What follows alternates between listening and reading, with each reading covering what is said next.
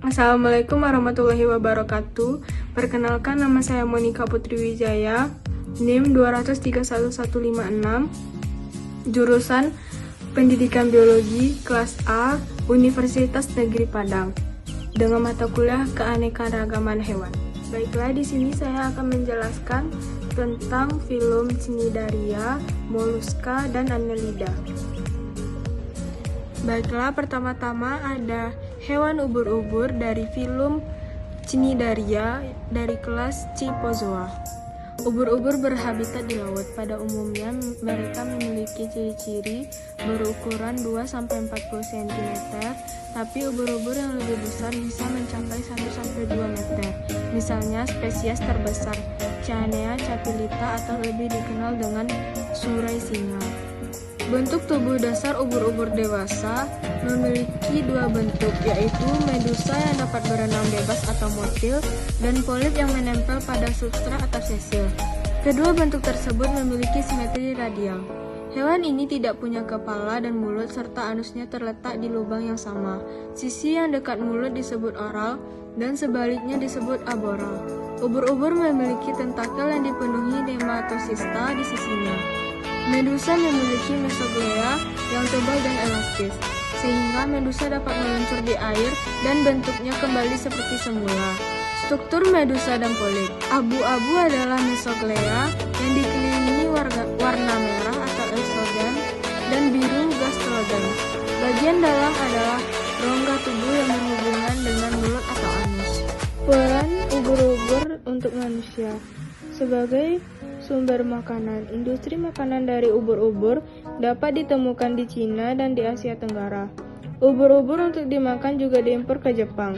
Ubur-ubur yang dapat dimakan adalah dari ordo Rhizotomae, misalnya ubur-ubur meriam dan ubur-ubur api. Ubur-ubur biasanya dikeringkan sebelum dimasak. Ubur-ubur juga berbahaya bagi manusia, terutama dari kelas Cyphozoa.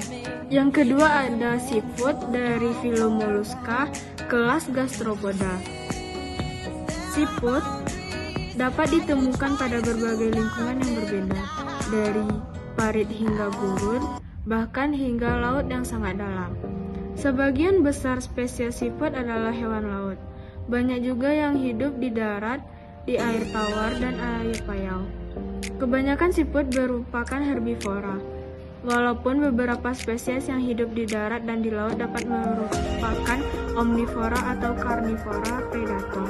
Beberapa contoh gastropoda adalah siput kebun, siput laut, begitu. Bagian-bagian tubuh siput. Siput dibagi menjadi kepala, kaki, dan masak visceral yang ditutupi oleh mantel berdaging atau kerudung yang memiliki beberapa sel khusus yang berfungsi untuk memisahkan kalsium karbonat semi dan cair. Zat ini mengeras saat bersentuhan dengan air dan membentuk atau menjadi bagian dari cangkangnya. Karakteristik siput umum. Karakteristik siput umum adalah Mollusca gastropoda, dari bahasa Yunani yang berarti perut kaki. Karena mereka berjalan memanjang dan membuat perut mereka terjulur ke tanah. Siput adalah herbivora, tetapi tidak semuanya makan hal yang sama.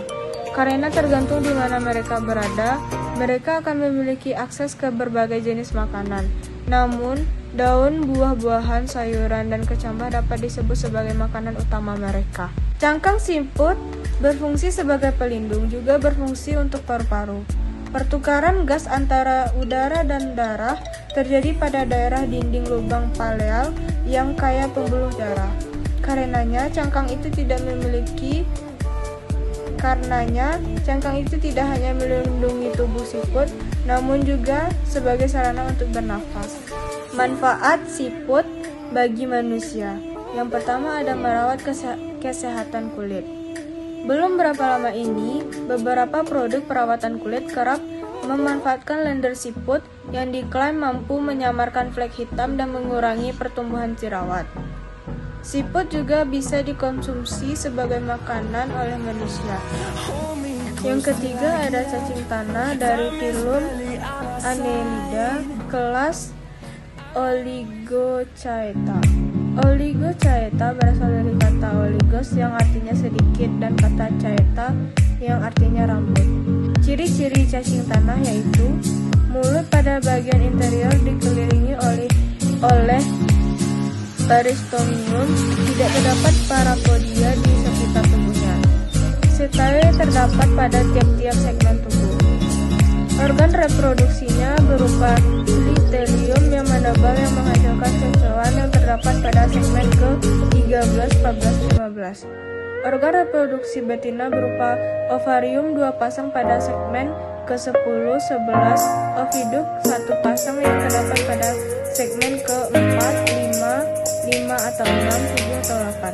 Sedangkan organ reproduksi jantan berupa vesika seminalis yang terletak pada segmen ke-16, 17, 18, 19, dan testis. Cacing bernapas melalui kulit mereka yang tipis dan hidup di darat di dalam tanah. Sistem peredaran darah berupa darah. Kegunaan cacing tanah untuk manusia yang pertama adalah cacing tanah bisa digunakan untuk menggemburkan tanah supaya subur tanaman. Yang kedua, cacing tanah dapat digunakan sebagai bahan kosmetik, obat, dan campuran makanan